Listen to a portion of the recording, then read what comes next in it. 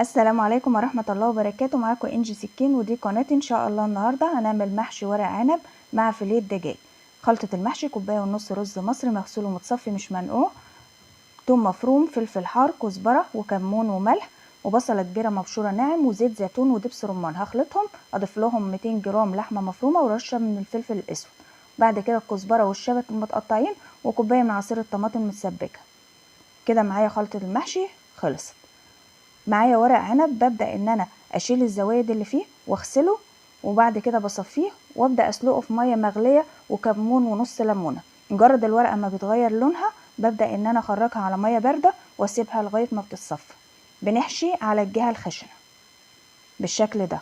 خلص كل الكمية، وبعد كده هنعمل معايا ربع فرخة. هبدأ ان انا اتبله بملح و7 بهارات، معلقة كبيرة من الصويا صوص وزيت زيتون.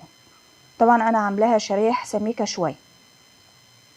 بسيبها حوالي 10 دقايق. اكون مسخنة طاسة فيها معلقتين من الزيت، ببدأ ان انا اشوحهم بالشكل ده، تاخد الصدمة وفي نفس الوقت بتبدأ تستوي شوية. في الوقت ده بكون بعد كده مجهزة الطاجن او البرام، فيه فلفل وطماطم وبصل متقطعين لحماية قطع الفيليه. ببدأ بعد كده اوزع صوابع المحشي. اهم حاجة ان احنا مش بنسيب فراغات، بنملى كل الفراغات.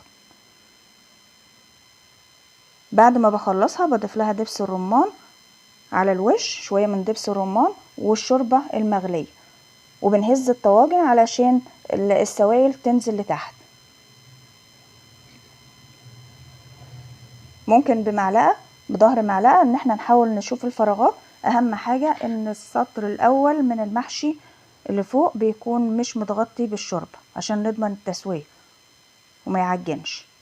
بعد كده بجيب ورق زبدة، ببدأ ابلها علشان ما تلزقش في الطاجن، وابدأ اغلف بالورق اللي هو الفويل. طبعا التسوية بتكون على الرف الارضي للفرن، درجة حرارة عالية. مجرد ما بيشرب السوائل بعد كده بنهدي عليه النار، وممكن عشان نحافظ عليه بنرفعه على الرف الاوسط علشان نضمن التسوية على نار هادية وياخد وقته. الكمية اللي انا استعملتها من ورق العنب كانت اقل من نص كيلو، يعني اقل من نص كيلو ورق عنب وربع فرخة. ده اللي انا استعملتهم في الوصفة، و200 جرام لحمة مفرومة. استودعكم الله الذي لا تضيع ودائعه.